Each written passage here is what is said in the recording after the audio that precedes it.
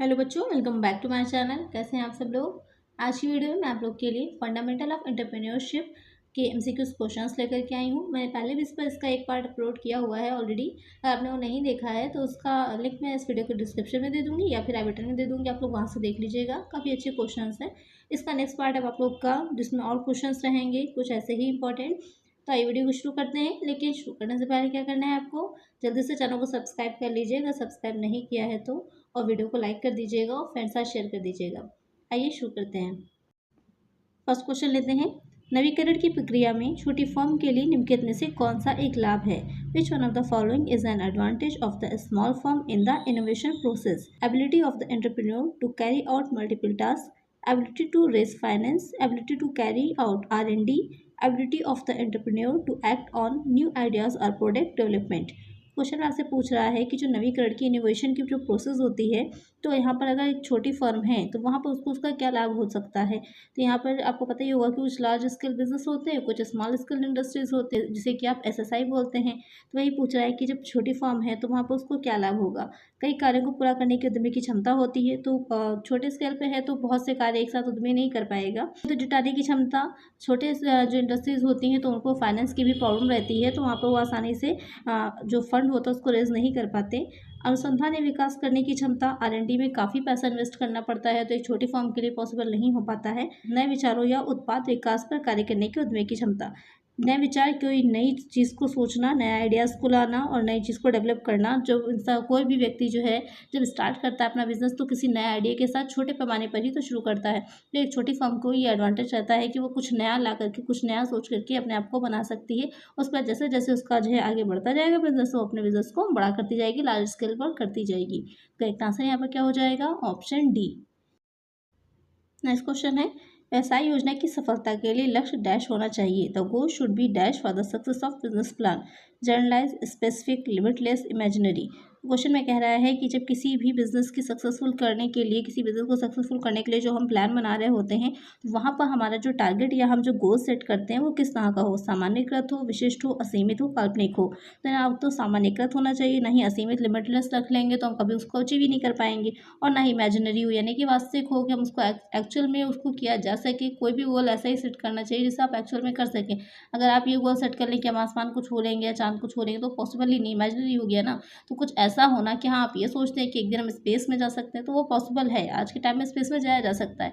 तो हो सकता है आप आगे जा करके अपने आप को इतना डेवलप बढ़ा बना सकें कि आप वहाँ पर जा सकें। लेकिन यहाँ पर इमेजिनरी कोई गोल नहीं सेट करना चाहिए। तो कैसा गोल होना चाहिए, स्पेसिफिक होना चाहिए, उस चीज़ से रिलेटेड होना चाहिए, उसके चीज़ के लिए विशिष्ट रूप से होना चाहिए। करेक्ट आंसर क्या होगा, ऑप्शन बी। नेक्स्ट क्वेश्चन है, उद्यमी व व्यक्ति या व्यक्तियों का समूह है जो उठाते हैं। एंटरप्रेन्योर इज ए पर्सन और a group of person who bears dash, risk, loss, certainty, none of these. Question में कह रहा है कि जो एक एंटरप्रेन्योर होता है वो एक पर्सन या फिर एक ग्रुप ऑफ पर्सनस होगा जो कि क्या बेयर करता है, क्या उठाता है। जोखिम उठाएगा, हानि उठाएगा, निश्चितता, या फिर इनमें से कोई नहीं। तो जो एंटरप्रेन्योर होता है, उद्यमी होता है, वो जोखिम को, जब भी बात एंटरप्रेन्योर की होगी समझ लिए साथ में एक जोखिम और उसके रिस्क वर्ड रहेगा ही रहेगा, क्योंकि रिस्क उठाने का जो मेन काम करता है वो उद्यमी और या फिर एंटरप्रेन्योर ही करता है। तो करेक्ट आंसर क्या होगा हमारा, ऑप्शन ए। अब आपके माइंड में आएगा कि बिजनेस तो सभी कर रहे होते हैं, तो फिर एक उद्यमी, एक एंटरप्रेन्योर ही क्यों कहा जा सकता है कि वो रिस्क बेयर करता है, उठाता है। तो यहाँ पर जो उद्यमी होता है उसका काम जो मेन होता है वो इनोवेशन करना होता है, नवाचार करना होता है, नई चीज़ों को लाना, नए प्रोडक्ट को बनाना ही। उसको ये नहीं पता होता है कि इन फ्यूचर उस वस्तु की, उस प्रोडक्ट की मार्केट में डिमांड बन पाएगी कि नहीं बन पाएगा। अगर डिमांड नहीं बन पाएगी तो क्या होगा, लॉस होगा। तो उस लॉस को कौन बेयर करेगा, उद्यमी को करना पड़ेगा। इसलिए कहा जाता है कि जो उद्यमी ही होगा वही रिस्क को उठाता है। अगर रिस्क को उठाता है तभी उसको ज़्यादा प्रॉफिट भी मिलता है। राइट आंसर है ऑप्शन ए। नेक्स्ट क्वेश्चन है, उद्यमी के लिए पुरस्कार डैश होता है। The reward for the entrepreneur is dash, salary, wages, profit, none of these. जो उद्यमी होता है उसको क्या मिलता है, जो प्रबंधक होंगे, मैनेजमेंट होगा, उन लोग को सैलरी मिलती है। जो शेयर होल्डर्स होते हैं उनको डिविडेंड मिलता है। जिन लोगों ने डिबेंचर्स वगैरह ले रखे होते हैं उनको इंटरेस्ट मिलता है, या फिर जो लोन देते हैं उनको भी इंटरेस्ट मिलता है। तो यहाँ पर जो उद्यमी एंटरप्रेन्योर होगा उसको क्या मिलता है, वेतन मिलता है, पारिश्रमिक मिलता है, लाभ मिलता है, में से कोई नहीं। तो यहाँ पर जो उद्यमी होता है उसका पुरस्कार लाभ होता है, प्रॉफिट होता है। तो करेक्ट आंसर क्या होगा, ऑप्शन सी। नेक्स्ट क्वेश्चन है IDBI स्टैंड्स फॉर। IDBI का पूर्ण रूप है, आपको बताना है कि जो IDBI होती है वो क्या है या उसका पूरा नाम क्या है। जब हम पूरा नाम समझ लेंगे तो हमें समझ में आ जाएगा कि क्या है या उसका रोल क्या होता है। Industrial development bank of India, investment development bank of India, institute for development of business in India, none of these. तो जो IDBI होगी उसकी फुल फॉर्म हो जाती है industrial development bank of India, यानी कि भारतीय औद्योगिक विकास बैंक। यहाँ पर मतलब ये है कहने का कि जो इंडस्ट्रीज़ होती हैं उनको लोन प्रोवाइड कराना, उनको उनके लिए जो लोन की सुविधा देने का काम करता है वो IDBI का होता है। क्योंकि जो नए इंडस्ट्रीज़ होती हैं, जो नए एंटरप्रेन्योर होते हैं, तो उनका प्रोडक्ट मार्केट में होता नहीं, उनकी गुडविल बनी नहीं होती है, तो उनको मार्केट में फ़ंड रेज़ करने में, लोन लेने में काफ़ी प्रॉब्लम्स होती हैं। तो जो IDBI होता है वो उनकी हेल्प करता है, अलग अलग तरह से जो अलग अलग स्कीम्स होती हैं उसके माध्यम से वो लोन देता है उनको। करेक्ट आंसर है ऑप्शन ए। नेक्स्ट क्वेश्चन है एक डैश उद्यमी वह होता है जो फुटकर व्यापार को बढ़ावा देता है और संचालित करता है। A dash entrepreneur is one who promotes and operates retail business, corporate, industrial, retail, technical. हमें पढ़ा होगा कि जो एंटरप्रेन्योर होते हैं वो कई तरह के होते हैं। तो यहाँ पर आपसे पूछ रहा है कि जो रिटेल बिजनेस को प्रमोट करते हैं और रिटेल बिजनेस को ऑपरेट करते हैं वो क्या होते हैं। तो नाम से ही क्लियर हो रहा है कि जो रिटेल बिजनेस को करेंगे तो वो क्या हो जाएंगे, रिटेल एंटरप्रेन्योर हो जाएंगे। तो करेक्ट आंसर क्या हो जाएगा, ऑप्शन सी। इसके अलावा इसको शॉपकीपर भी कह सकते हैं, रिटेल प्रोडक्ट डेवलपर भी कह सकते हैं, रिटेल सेल्स एंटरप्रेन्योर भी कह सकते हैं। तो यहाँ पर कई नाम से इसको हम पुकार सकते हैं या कई नाम से इसको हम जानते हैं। तो करेक्ट आंसर है ऑप्शन सी। नेक्स्ट क्वेश्चन है डैश लक्ष्यों को प्राप्त करने की इच्छा है। Dash is an urge to achieve the goals, skill, knowledge, motive, none of these. किसी भी लक्ष्य को प्राप्त करने की जो इच्छा होती है वो क्या कहलाती है, प्रेरणा। किसी चीज़ के लिए जब आप मोटिवेटेड होते हैं, प्रेरित होते हैं, तभी तो आप उसके लिए अच्छे से ज़्यादा काम करते हैं, मेहनत करते हैं ताकि आप उस जो भी गोल है उसको अचीव कर सकें। तो यहाँ पर जो मोटिवेशन होती है, मोटिव होगी या फिर प्रेरणा होती है, वो लक्ष्य को प्राप्त करने की एक इच्छा को बनाती है। तो करेक्ट आंसर है ऑप्शन सी। नेक्स्ट क्वेश्चन है डैश का अर्थ है ज्ञान का अभ्यास करने की क्षमता। Dash means the ability to practice knowledge, skill, motive, knowledge, none of these. तो क्वेश्चन में कह रहा है कि ज्ञान का अभ्यास यानी कि किसी चीज़ की आपको नॉलेज है, जब आप उसके पर प्रैक्टिस करते हैं बार बार तो वो क्या कहलाती है, कौशल, प्रेरणा, ज्ञान, इनमें से कोई नहीं। तो वो हो जाता है स्किल, कौशल। आपने एंटरप्रेन्योरशिप स्किल्स पढ़ी होंगी कि उद्यमी होने के लिए उस व्यक्ति में कुछ स्किल्स होनी चाहिए, क्योंकि सिर्फ जोखिम उठा लेने से कोई उद्यमी नहीं हो जाता। जो आप इनोवेशन कर रहे हैं उस इनोवेशन में कुछ ऐसी चीज़ें होनी चाहिए कि हाँ वो इनोवेशन आपके लिए बेनिफिशियल हो और समाज के लिए और सोसाइटी के लिए भी बेनिफिशियल हो। जो प्रोडक्ट बना रहे हैं वो कुछ काम का होना चाहिए। अगर आप लोग शार्क टैंक देखते होंगे तो आपने देखा होगा कि जो वहाँ पर एंटरप्रेन्योर आते हैं तो कुछ ऐसे एंटरप्रेन्योर होते हैं कि वाकई में उन्होंने बहुत अच्छी अच्छी चीज़ों को डेवलप किया है जो कि आगे जाकर के काफ़ी बेनिफिशियल होंगी लोगों के लिए। और कुछ प्रोडक्ट्स ऐसे होते हैं जो बिल्कुल ही वेस्ट होते हैं, जिनका कोई भी आवश्यकता नहीं होती या कोई नीड नहीं होती है या किसी प्रॉब्लम को सॉल्व नहीं कर रहे होते हैं। तो यहाँ पर करेक्ट आंसर क्या हो जाएगा, ऑप्शन ए। नेक्स्ट क्वेश्चन है उच्च जोखिम डैश की ओर ले जाता है। The high risk leads to dash, profit, loss, uncertainty, none of these. जो उच्च जोखिम होता है यानी कि जितना ज़्यादा हाई रिस्क होता है उतना ही ज़्यादा हाई प्रॉफिट भी होता है। ये कहा ही जाता है कि जो है नो रिस्क नो गेन, यानी कि बिना रिस्क लिए आपको कोई प्रॉफिट भी नहीं होगा और जितना ज़्यादा हाई रिस्क होगा उतना ही ज़्यादा हाई प्रॉफिट होने की भी पॉसिबिलिटीज़ होती हैं। तो करेक्ट आंसर क्या होगा, option A, profit. Next question है उद्यमी की भूमिका में शामिल है। Role of entrepreneurs includes employment generation, wealth creation and poverty reduction, rural development, all of the above. कि जो एक एंटरप्रेन्योर होता है उसकी क्या भूमिका होती है, ये क्या उसको करना चाहिए, उसके क्या मतलब उत्तरदायित्व होता है, रिस्पॉन्सिबिलिटी होती है। रोजगार सृजन, धन सृजन और गरीबी में कमी, ग्रामीण विकास, ये सभी। तो यहाँ पर क्वेश्चन में जो आपसे पूछ रहा है कि जो एंटरप्रेन्योर होता है उसका क्या रोल होता है, तो सिर्फ उसका रोल अपने लिए ही नहीं होता है कि वो ज़्यादा रिस्क लेके ज़्यादा प्रॉफिट को कमा सके। उसका रोल जो होता है गवर्नमेंट के लिए भी होता है, सोसाइटी के लिए भी होता है, नेशन के लिए भी होता है, अपने जो उसके एम्प्लॉय काम कर रहे हैं उनके लिए भी होता है। तो उसका ये भी मेन रोल हो जाएगा कि वो एम्प्लॉयमेंट को जनरेट करे, यानी कि जो भी प्रोडक्ट वो बनाएगा, नया प्रोडक्ट इनोवेट करेगा, अगर उसकी मार्केट पर डिमांड होगी तो उसका बिजनेस बढ़ेगा तो ज़्यादा से ज़्यादा रोजगार दे पाएगा। धन सृजन और गरीबी में कमी, जब वो रोज़गार ज़्यादा देगा तो लोगों को ज़्यादा इनकम होगी, इनकम ज़्यादा होगी तो पॉवर्टी अपने आप कम हो जाएगी, रिडक्शन होगा। या आप ये इस तरह से भी समझ सकते हैं कि जो प्रोडक्ट वो बना रहा है उसमें कॉस्ट कम आए, जब कॉस्ट कम आएगी तो जो कम कॉस्ट होगी तो फिर ज़ाहिर सी बात है सेल प्राइस जो उसका होगा वो भी कम रखेगा, तो ज़्यादा से अच्छी वस्तुएं कम से कम मूल्य पर मिल पाएंगी मार्केट में लोगों को। तो इससे क्या होगा, उनकी इनकम सेव होगी और उनके पास उनकी गरीबी मिटेगी।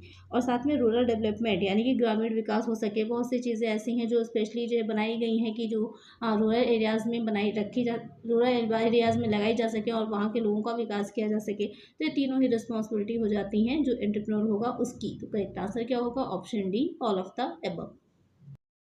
नेक्स्ट क्वेश्चन है, उद्यमिता विकास कार्यक्रम प्रदान करता है। Entrepreneur development program provides self employment, increase in skill of entrepreneur, education and training, all of the above. जो एंटरप्रेन्योर डेवलपमेंट प्रोग्राम है इसको शॉर्ट में एडीपी बोलते हैं। इसको जो लिख लीजिएगा, हो सकता है आपसे एग्जाम में पूछे कि एडीपी की फुल फॉर्म बताइए, तो फुल फॉर्म आपकी यही हो जाएगी। अभी पूछ रहा है कि ये कार्यक्रम क्या प्रदान करता है या इस कार्यक्रम से क्या होता है। स्वरोजगार, उद्यमी के कौशल में वृद्धि, शिक्षण और प्रशिक्षण, ये सभी। तो इस कार्यक्रम से क्या होता है, ये तीनों ही चीज़ें होंगी कि ये सेल्फ एम्प्लॉयमेंट, यानी कि जब ये प्रोग्राम होता है तो इससे लोगों में अवेयरनेस आती है, मोटिवेट होते हैं कि हाँ उनको भी स्वयं कुछ करना चाहिए। उनकी स्किल्स होती हैं, डेवलप होती हैं कि किस तरह से करना चाहिए। उनको साथ ही एजुकेशन दी जाती है और ट्रेनिंग भी दी जाती है करने की कि कैसे कार्य किया जाता है। देखिए यहाँ पर बात यहाँ पे ये नहीं होती है कि सिर्फ कुछ लोग होते हैं कि वो ज़्यादा नहीं पढ़े लिखे होते हैं, उनको ज़्यादा नॉलेज नहीं होती, लेकिन फिर भी वो बहुत अच्छे बिजनेसमैन होते हैं। लेकिन बहुत से लोग ऐसे भी होते हैं कि उनको डेवलप किया जा सकता है उनके अंदर उन एबिलिटीज़ को, जब उनको ट्रेनिंग दी जाएगी, एजुकेशन दी जाएगी। तो एंटरप्रेन्योरशिप के जो प्रोग्राम्स होते हैं उसमें यही काम किया जाता है। तो यहाँ पर ये तीनों ही चीज़ें आ जाएंगी। तो करेक्ट आंसर होगा option D, all of the above. Next question है, एक लघु उद्योग इकाई की पंजीकरण के लिए आवेदन डैश को प्रस्तुत किया जाना चाहिए। The application for registration of a small scale unit should be submitted to the dash. General manager DIC, director DIC, general manager NSIC, director NSIC. तो क्वेश्चन में कह रहा है कि जो लघु उद्योग इकाई होती है यानी कि एसएसआई यूनिट्स जो बोलते हैं, स्मॉल स्केल इंडस्ट्रीज जो होंगी, उनके पंजीकरण, जब उनका रजिस्ट्रेशन करवाया जाता है। आपने पढ़ा होगा फंडामेंटल्स ऑफ एंटरप्रेन्योरशिप में कि किस तरह से एक जो बिजनेस होता है उसका रजिस्ट्रेशन करवाया जाता है, किस तरह से शुरू किया जाता है उसकी क्या प्रोसेस होती है उसके बारे में। तो जब उसका एप्लीकेशन हम जो देते हैं उसके रजिस्ट्रेशन के लिए, तो किसको दिया जाएगा? महाप्रबंधक डीआईसी को, निदेशक डीआईसी को, महाप्रबंधक एनएसआईसी को, या फिर निदेशक एनएसआईसी को। तो दिया जाता है जो महाप्रबंधक डीआईसी यानी कि जनरल मैनेजर डीआईसी को दिया जाएगा। डीआईसी की फुल फॉर्म क्या हो जाएगी? डिस्ट्रिक्ट इंडस्ट्रीज सेंटर, ये हो जाएगी जो डीआईसी है उसकी फुल फॉर्म। तो उसको दिया जाता है आवेदन या फिर एप्लीकेशन। तो करेक्ट आंसर क्या हो जाएगा? Option A. नेक्स्ट क्वेश्चन है, काफ़ी अच्छा क्वेश्चन है ये, कई बार एग्जाम में आया हुआ है कि उद्यमी को नवप्रवर्तक किसने कहा? Who called entrepreneur and innovator? Thomas Cochran, McClelland, Schumpeter, Everett Hagen. तो जो उद्यमी था उसको इनोवेटर जो कहा था वो शुम्पीटर ने कहा था कि जो उद्यमी होता है एक इनोवेटर की तरह होता है। करेक्ट आंसर क्या होगा? Option C. नेक्स्ट क्वेश्चन है, निम्नलिखित में से कौन सा बैंक नए उद्यमियों को बढ़ावा देने के लिए वित्तीय सहायता प्रदान करता है? Which of the following banks provide financial assistance to promote new entrepreneurs? IDBI, SBI, RBI, NABARD. तो अभी इससे पहले के क्वेश्चन में ही मैं जब मैं फुल फॉर्म समझा रही थी तो मैंने वहाँ पर बताया था कि उद्यमियों को, एंटरप्रेन्योर्स को बढ़ावा देने के लिए कौन सा बैंक हेल्प करता है, तो वो हो जाता है IDBI, industrial development bank of India. इसी तरह सिडबी भी होता है जो कि स्मॉल इंडस्ट्रीज जो होती हैं उसके डेवलपमेंट के लिए देता है सहायता। तो अगर स्मॉल इंडस्ट्रीज के लिए पूछा जाएगा तो आप सिडबी भी अगर आपके ऑप्शन में दे रखा होगा तो लगा सकते हैं। तो करेक्ट आंसर क्या है यहाँ पर? Option A. नेक्स्ट क्वेश्चन है, उद्यमिता विकास कार्यक्रम ईडीपी को किस प्रकार परिभाषित किया जा सकता है? एंटरप्रेन्योरशिप डेवलपमेंट प्रोग्राम ईडीपी में be defined as training program, committee meeting, community program, social service. जो उद्यमिता विकास कार्यक्रम होता है, ये जो प्रोग्राम है इसे क्या कहा जाएगा? ये किस तरह का प्रोग्राम है कि कुछ प्रोग्राम्स जो होते हैं वो सिर्फ जो डिस्कशन करने के लिए होते हैं, कुछ अवेयरनेस के लिए होते हैं, कुछ के इसलिए होते हैं कि कुछ ट्रेनिंग दी जा सके, कुछ एजुकेशन दी जा सके। जो ईडीपी है वो ट्रेनिंग देने के लिए प्रोग्राम है कि किस तरह से आगे अपने जो एंटरप्रेन्योरशिप स्किल्स हैं उनको विकसित किया जा सकता है, डेवलप किया जा सकता है, इंप्रूव किया जा सकता है। तो यहाँ पर करेक्ट आंसर क्या है? Option A, it's a training program. आज की वीडियो में इतना ही। आई होप आपको वीडियो अच्छी लगी होगी। अगर वीडियो अच्छी लगी है तो लाइक कर दीजिए और चैनल को सब्सक्राइब नहीं किया है अभी तक तो जल्दी से चैनल को सब्सक्राइब भी कर दीजिए और फ्रेंड्स साथ शेयर भी कर दीजिएगा। मिलते हैं नेक्स्ट वीडियो में। Thank you.